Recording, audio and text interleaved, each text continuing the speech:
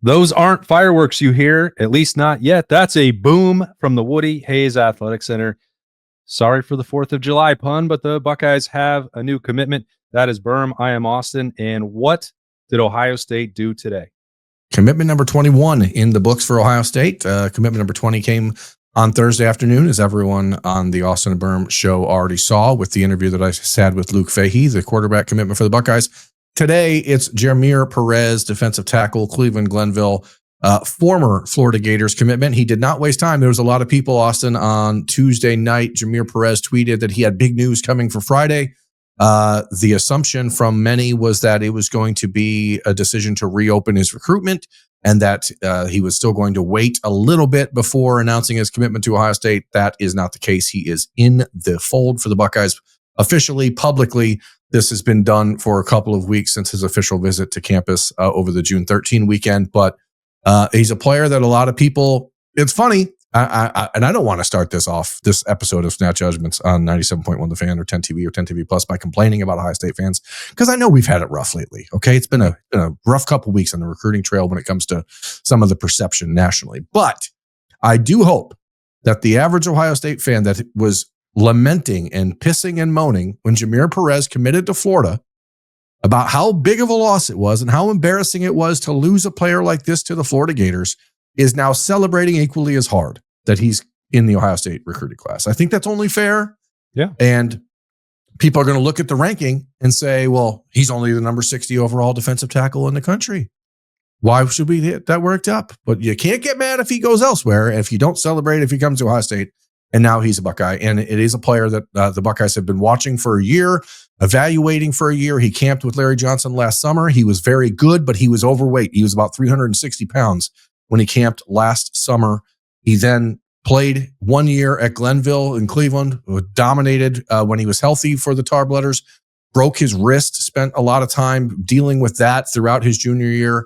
But when he came to campus to visit Ohio State, over the April 13 weekend, the spring game weekend at Ohio State, he looked like a much different person. And he lost about 40 pounds, was down to about 325. And Ohio State offered him that day. And here we are. He's now commitment number 21.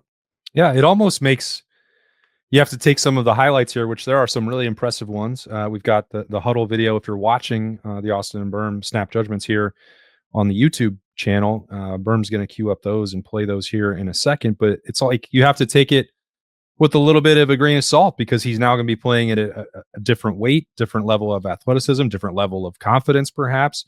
But you could still see the way you like to view it with these guys, Berm, the raw clay. And certainly coming from Glenville, he's going to understand what it takes to go compete at Ohio State.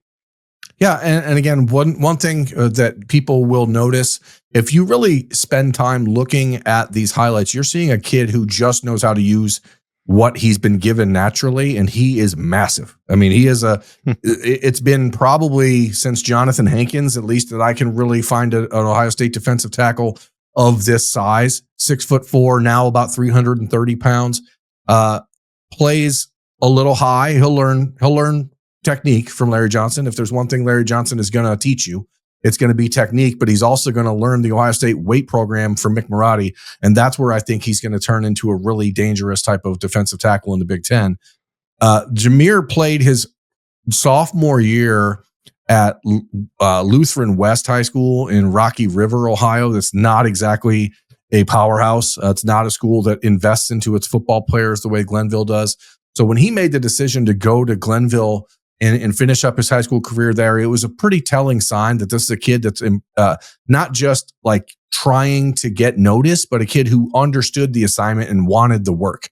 Because what we've heard from him in the last few months and what you've seen from him as he's shed this weight and changed his frame and changed his body is a kid who took the challenge from Ohio State, which was, hey, we think you've got a lot of athletic natural upside, but this 360 plus pound body is not going to cut it.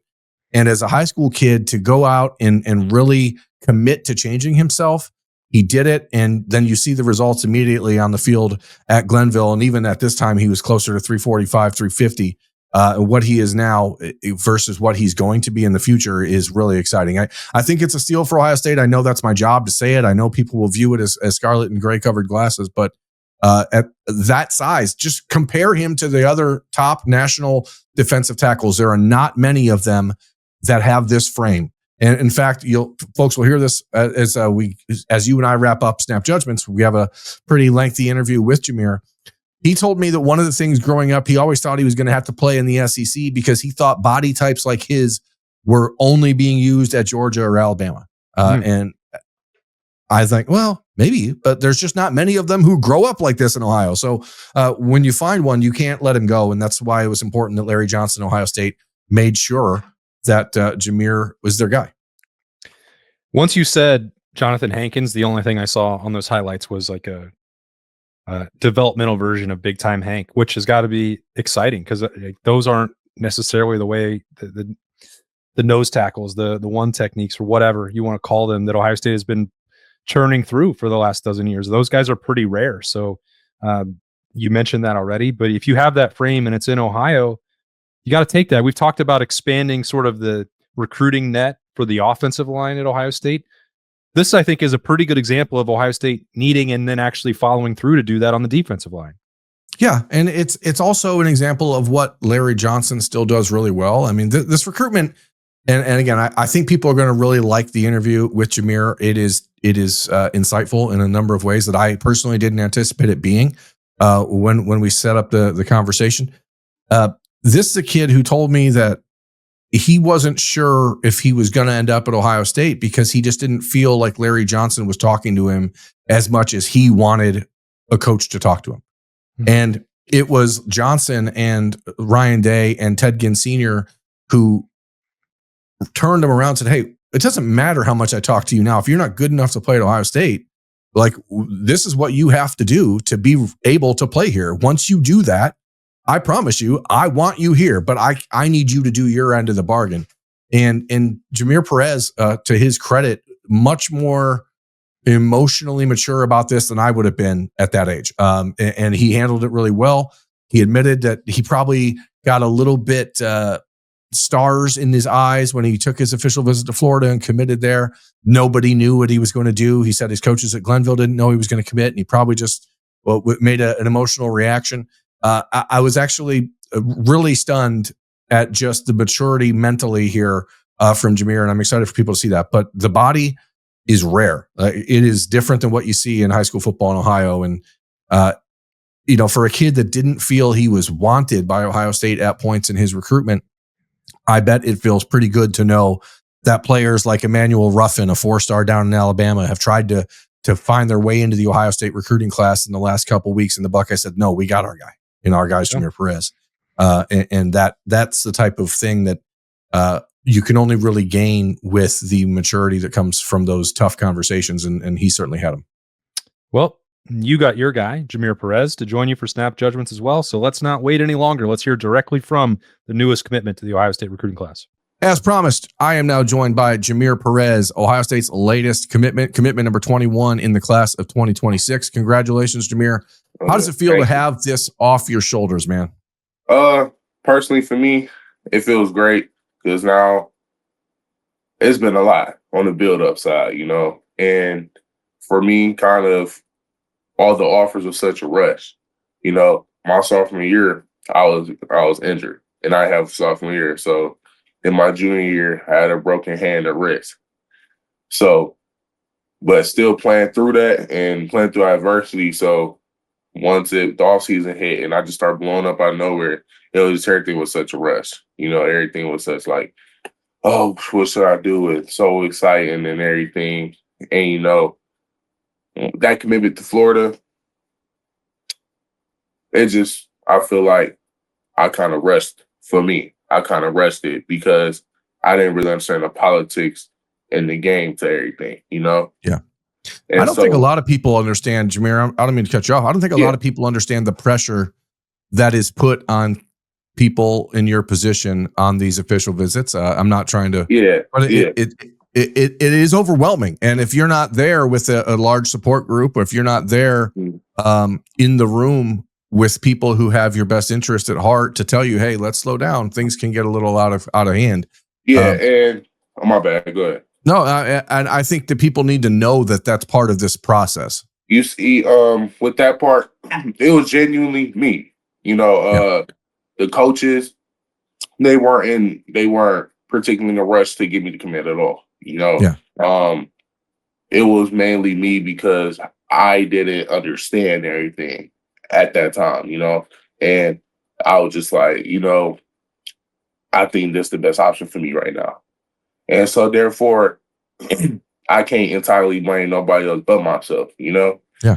But just recently, my teammate Sincere, he committed, and I've been having thoughts previously within those last couple of weeks of just thinking like, was that really the best decision? Did I really make the right decision, or was it just all a rush? So No, it's difficult for sure. I think it's mature of you to even take a step back and be able to think about it from that perspective. Right. You committed to Florida after that May trip. It's 3 weeks later. You take a visit to Ohio State for a camp, but you're there with all of your Glenville teammates. That's what happens. Yeah. Every Glenville kid is on that trip. It's not like you had chosen, I'm going to go camp at Ohio State. It's, hey, I'm going to go get some work in. Right. The week later, 4 days later, you do go back to Columbus for your official visit with Sincere. Yeah.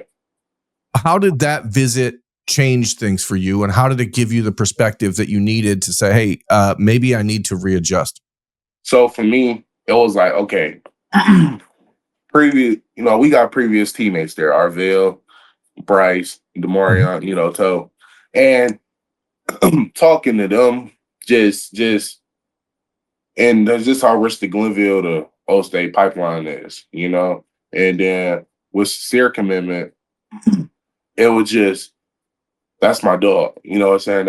That's really who I consider like my brother, So me and him always had a thing, like, all right, if we had the same offers, we gonna go to the same place, So it was just kind of that, and also talking to Coach Johnson, Coach Patricia, Coach Day, and Coach Gann.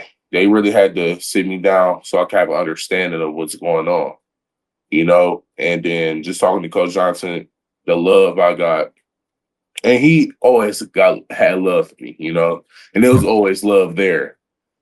It's just, I didn't understand the process and how things go. So I'm thinking like, oh, just because the coach might not talk to you for a while, that don't mean they don't want you. It's just, they busy. They got lives too, So with that, having a deeper understanding with the official visit and all the things that came with it, it was just a great experience, and just the coaches and the team, and the other Ohio kids that was there talking to everybody. It was just, I knew where it was for me. And I always knew where I wanted to go, where I wanted to be. But I wanted to feel like I was wanted to, Yeah, totally understand. When you take a step back and you look at the relationship that you've had with Ohio State and with Larry Johnson, that actually started last summer. As you said, you're coming off of a sophomore season at Lutheran West where you were hurt. Lutheran West in Rocky Ridge is not exactly a college football powerhouse. It's not known for recruiting. You make a decision to transfer to Glenville. You go in after an injury in your sophomore year. You're coming into Glenville. You know that Coach Ted Ginn Sr. is going to help open some doors for you. He gets you to campus at Ohio State. You camp with Larry Johnson. The Buckeyes look at you and say, wow, that's pretty impressive, but you're also probably a little out of shape at that time because of the injury. You weighed a little bit more than they wanted you to. You have a good junior season at Glenville. The conversations don't stop. Ohio State offers you in the spring, but then they're still saying, hey, this is your opportunity, but we need this and that from you. Yes, sir. It is different. Ohio State handles themselves differently than a lot of schools around the country. Right. And I think that at times people want everyone to handle things the same. And I guess ultimately you learn as a recruit that Ohio State handles things differently because Ohio State's different. Right. When you have the relationship with Larry Johnson developing over the last year, what was the regular message from him? What was he saying because as you said, maybe you weren't talking as much as you thought you needed to, but when you did speak, what was the message and how did that message keep you on task? Coach Johnson just always reiterated to me, like, you know, we love you and we want you, but we need to get your weight down. We want to see your body change, you know. And that season mattered a lot. You know, my junior season mattered a lot. And when I had broken my hand and my wrist, my whole world, you know, I'm like, dang, like, it's over Here with. we go again. Yeah. And then Coach again was like, no. Well, this what we finna do. Next thing you know, I got the club on, you know, and having that was like a low-key power on the field. You know, my power coming off the ball, just knocking people over, hitting people. Yeah. You know, the club was that thing. So, you know, Coach Johnson just always reiterated to me, like, we love you, we want you. Just put in the work. Just show your work ethic. And, you know, put your head down and just grind. Don't look up at the glamour. You know, everything was rushing. You getting all these offers back to back. Put your head down and grind, you know, because all that work is going to show, you know, and so it was always love there from Coach Johnson, you know, and that's why I could say I really got love for him myself, you know, because he always did for sure, always reiterate, put in the work. We ain't gonna miss out on you. We want you. Just put in the work. You know, I saw you last summer, as I said, at camp, and you were, I think the national recruiting profiles had you listed at like 360 pounds or something like that. So when you showed up at the Ohio State spring game in April, walking down the tunnel, I was like, man, there's no way that kid's 360 pounds. Yeah. And I thought you either had to be the skinniest 360 pound prospect in America, or your body had changed significantly. So that was sort of a tell that maybe the offer was coming. Yeah. We talked, I was driving home from the spring game when that offer happened, and we talked briefly. Can you just take us back to that moment and when you knew that the work had yielded the result you had hoped for, what it meant to you? So, you know, that day going to the game, you know, it was a very special day. It was a very good day, you know, seeing the teammates on the field and everything. And then, you know, the little guys on the team also came up there, you know, the freshmen and sophomores. So, you know, they getting ready. And then the lady who was my company, like, she was taking us around. Your host, yeah. Yeah, my host. She, you know, told me come downstairs, go to the locker room area. And then, you know, walk in where the locker room at, make it right, that door right there, walk in there, it goes day in there. And, you know, I just started smiling from ear to ear. I'm like, oh, this might be it right here. Yeah. And then, you know, you talked to Coach Day, gave him a hug, you know, he was just like, your body has changed. You look bigger. There, you know, there's no way you 360 and looking like that. That's a good looking 360 right there, you know, and he was just like, you know, he want to offer you. And I felt so just like in disbelief, because it was just like, I really got it, you know, and because nobody told me I was going to be here, you know, last year, man. You know, I'm not last year, my sophomore year. Yeah. You know, I was in such a place where it was like, I thought I was done. I wasn't happy at the school I was at. And I just thought a lot of things it was not going to work out in my favor. You know, So and when you get that message from him, and again, as you said, the next 2 months didn't go exactly the way I think people expected. Right. You at that point, you have the offer, and then you still don't get the conversation like that you thought you were going to get. Right. How did that impact the way that you felt moving into the Florida official visit? And when you got home that day, because you and I remember talking to you the day you committed to Florida. You said, "Hey, I committed." Yeah. I'm like, "Oh, wow, that's crazy! Congrats!" Yeah. How did everyone like the first conversation with Larry Johnson when you got home? How did that go? I'm coming to see you at your school. Make sure you're there. Yeah. You know, it was kind of unexpected. Even with my own coaches, it was very much unexpected. Um, like I said, man, I thought I was rushing to something that I didn't fully understand. I was in, I just was in a place where I'm like, okay, yeah, I ain't gonna lie. For me, it was either SEC or Big Ten. Yeah. And the only Big Ten that would have made me stay is O State. And then, I always wanted to play in the SEC also, but I always wanted to play at O State too.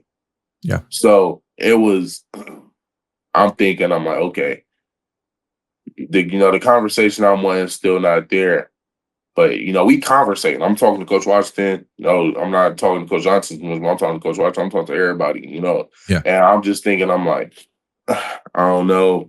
I'm gonna go enjoy the weekend here, and but it's just when I got there, it wasn't peer pressure. I'm not gonna say that because Yeah. it really wasn't. But I just rushed into it, and I It's still gave it doesn't have to be peer pressure from other people. It's still an right, emotional moment. yeah, It's still a situation that you can be on the high from the visit, right, and every place you visit is going to be, when you make an official visit, every place you go is going to look like the greatest place on the planet. right, And that's not to say Florida's not a great school, a great program. Obviously, Billy Napier's a really good coach. They're doing a good right. thing down there, but I think people can understand it. You brought something up, and I don't want anyone to ever think that anything we talk about on these shows is scripted. So I'm Yeah. just going to deviate here. Why do so many kids in Ohio feel the way that you feel and say, I want to play in the SEC? What does the Big Ten have to do to prove that it's great football? Well, probably from the way I ain't gonna lie, probably from the way that we seen it growing up. Yeah. Because even though we was young, but SEC was popping back in the Yeah. day for So it's that aspect, and for me, I just always got told like you a Georgia type of build, Alabama type of build, LSU type of build. Like looking at Ohio State and just the other Big Ten, me personally, in the long time, a few here and there, but I ain't never seen that. Just on average, on a lot of the Big Ten teams, a big guy my size. Yeah. That big nose that was in there. Yeah. So, and for me, it was just like, and I feel like the roughness, the grit of it. The aggression. Yeah. But I just also feel like, well, O State, they got that because we play SEC teams. We play the top Yeah. SEC teams. We play the top Big Ten school. Like we play all the top teams for real. So So when obviously there's a ton of moving parts in a recruiting process, and things right, change from the beginning to the middle to the end all the time. One of the things that happened in the middle of your recruitment with Ohio State, and really before you got the offer, was the arrival of Matt Patricia. And when you're talking about that big nose, like think about Vince Wilfork, for example, right? Like yeah, you don't find one bigger than Vince Wilfork and what he did in the New England Patriots when yeah, Matt Patricia was his defense coordinator. Was that right. part of the conversation? I want people to know. I'm having these thoughts as we talk. Oh no, Coach Patricia, he for sure made the. He also was a part of my decision too, because he has so much history with with big D tackles. Keith Love, Vince Wilfork. I didn't know he coached him, and Yeah. that was a big thing. I ain't gonna lie for me because I'm like, that's the Donovan Sue, Vince Wilfork, and Chris Jones, and I say those is my main three comparisons. You know what I'm Right. saying? And so having that, it's like I didn't even know. And then he just got so much history with his nose. Like that's how his defense was won, with his big noses. And have of course having the linebacker core, the corners, the safeties, and everything. But Sure. it started up with that front line. Without that front line, it ain't nothing going. So just having the history he has and the coach experience he has, that made all my choice, so much easier also, because he's a legendary coach, and having him, Coach Johnson, Coach Day, Coach Leonidas on all on the defensive side. Yeah. It was a done deal, honestly, There's been players, Jamir, in the last couple of years who were in a similar position to you when it came to, and not necessarily like position as in defensive tackle, but position as in a player inside the state of Ohio that people didn't really talk much about. Ohio State said to them, hey, we need you to do this to get your offer and to be able to stay in this class. And then those players didn't do it. And those players ended up somewhere else. What reason or what motivates you to make sure that the changes you've made, the ability to reshape your body, that you don't get complacent now that you're committed to the Ohio State University? Because it's like I don't have nothing still yet. I don't have nothing yet. I'm not there yet. Yeah. And at any time, any position, it can get took from me. And just me. That's why you gotta keep prayer in your circle. You know what I'm saying? Family, and but also you just gotta watch out. You gotta watch out for everything too. You gotta watch out for family. You gotta watch out for people who won't want the best for you. And it's just like I can't stop working because it's just so much more I want to do. I can't. You got days where you don't want to do nothing. You got days where you feel lazy, your body's sore, but I still got to work because if I don't work and I get complacent, next thing you know, I'm gonna be back home. Or I'm gonna be on the bench where I know if I would have worked hard, if I would have did what I need to do, you know what I'm saying? Because and one moment's of pain, you know what I'm saying? Moments of pain. If you work, if you do what you need to do, that could lead you to a whole lifetime of pleasure and you loving life because you worked hard, you bled, you sweated, and now you're in a position where you can take care of your family and have generational wealth for the rest of your life. Yeah, I think it's interesting because there's so much discussion about the Glenville pipeline in Ohio State over the last 20 years. Right. And so much focus is on the stories of guys that succeeded, as it should be. The Ted Gins, the Dante Whitners, the Cardale Jones, so on and so forth. But there are, and I'm sure that Coach Ginn and the people around the Glenville program have talked to you about the guys that had the whole world in their hands, right, and didn't succeed because of those other things that you're talking about. And there's just as many of them that went through Ohio State that didn't pan out. Right. Growing up in the Cleveland area, how much paying attention did you do to that stuff? I mean, who were the guys that you really watched from Northeast Ohio that motivated you? Honestly, I really necessarily never paid attention to that, and I was in Memphis, Tennessee. Okay. A couple overall, I was in Memphis, Tennessee about a good 2.5, 3 years.